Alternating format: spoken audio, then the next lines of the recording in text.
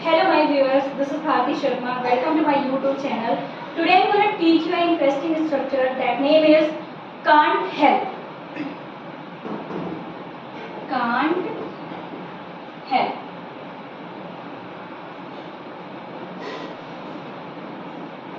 Okay, देखिए can't help की ID क्या होती है गाइस? आईडी होती है के बिना नहीं रह सकता, के बिना नहीं रह सकता या के बिना नहीं रह सकती या के बिना नहीं रह सकती। तो ये हमारी आईडी है, के बिना नहीं रह सकता, के बिना नहीं रह सकती और के बिना नहीं रह सकती। तो इसकी आईडी हो गई है। इसका रूल क्या होगा?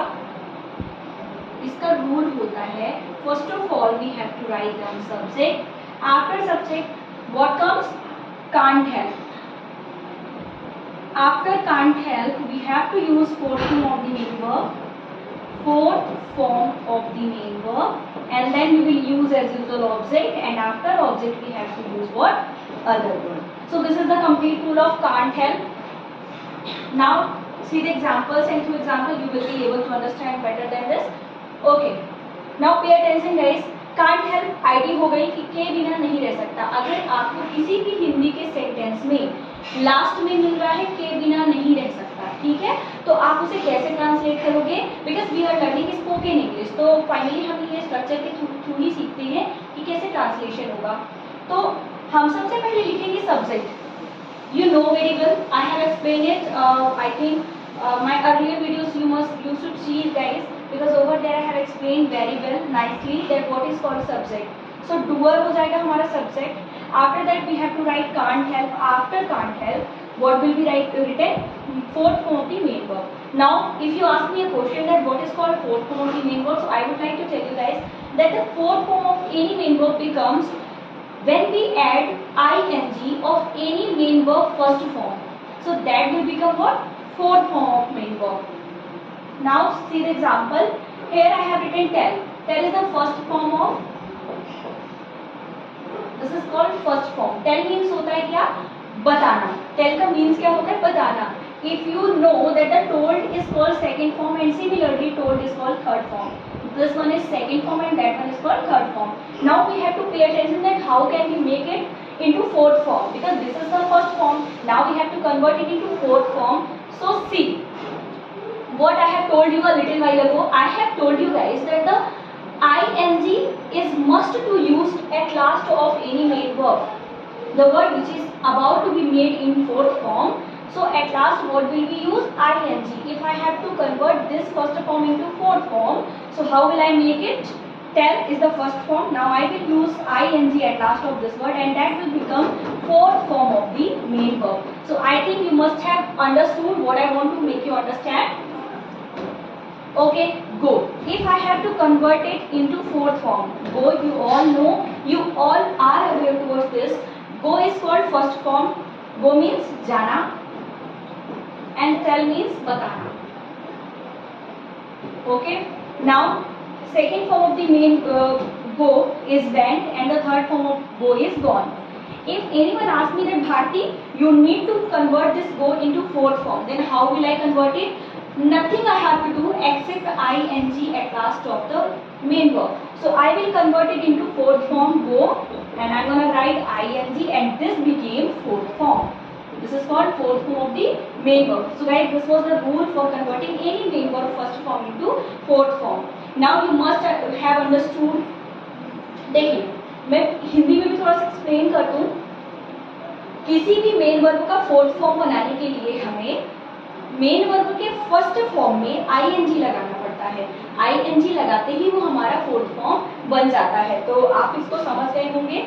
अब नेक्स्ट हम मूव करेंगे इस स्ट्रक्चर की तरफ, जो कि हमारे लिए बहुत ही ज़्यादा इम्पॉर्टेंट है। ठीक है गाइस, चाहे ये बिना नहीं रह सकती। Let me write down. First of all we have to find out are we getting at last of this sentence के बिना नहीं रह सकता या रह सकती या रह सकते। So finally I am getting बिना नहीं रह सकती। मुझे लास्ट में मिल रहा है बिना नहीं रह सकती। अब आप इस पे फोकस मत करिएगा कि क्यों क्यों नहीं आ रहा है। जरूरी नहीं कि हर जगह के आएगा, बिना नहीं रह सकता या रह सकती या रह सकते ऐसा भी आता है सेंटेंस में।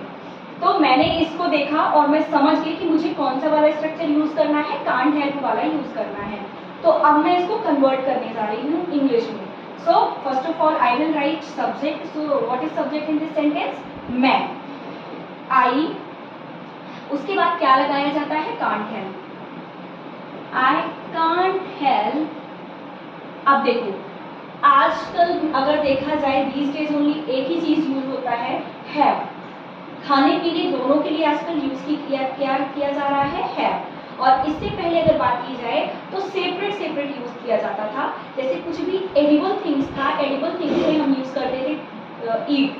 ईट का मतलब होता था खाना, खाने वाली चीजों के लिए किया जाता था यूज ईट। और जो लिक्विड चीजें होती थी जिनको हम पीते थे उनके लिए एक सेपरेट मेन वर्ब यूज की जाती थी, drink. But guys these days for our convenience a word has been given and that is have or take. Both can be used but we have to use here only one. या तो आप use करिए take या तो आप use करिए have.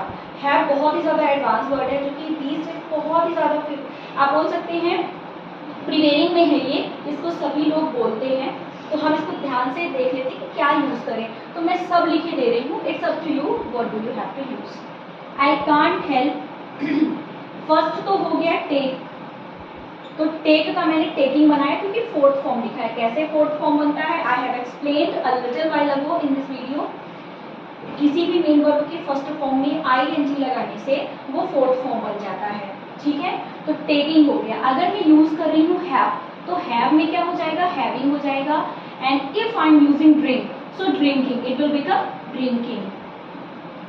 तो आप इनमें से कोई भी एक यूज करिए, तीनों नहीं यूज करना है at the same time, otherwise it will be quite incorrect.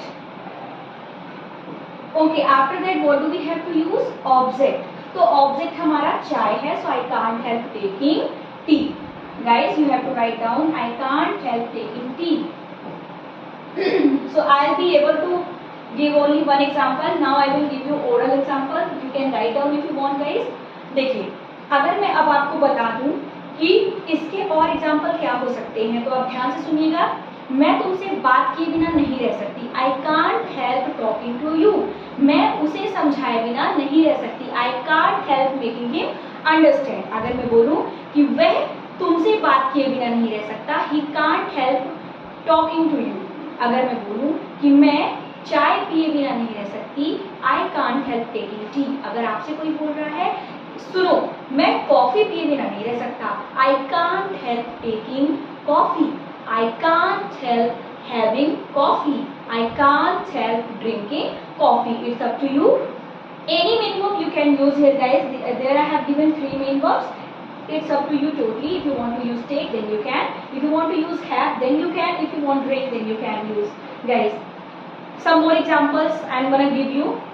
If you have to speak like this, मैं पत्र लिखे बिना नहीं रह सकती। I can't help writing a letter. I can't help writing a letter. मैं पूजा किए बिना नहीं रह सकता हूँ।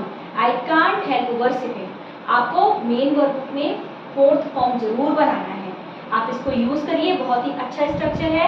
I hope you must have got guys. Thank you so much and like my video please. आप लोग लाइक नहीं करते हैं मेरे वीडियो को और शेयर भी नहीं करते हैं। Please those who are watching my channel first time, those who are watching my video first time, please like my video guys, please support.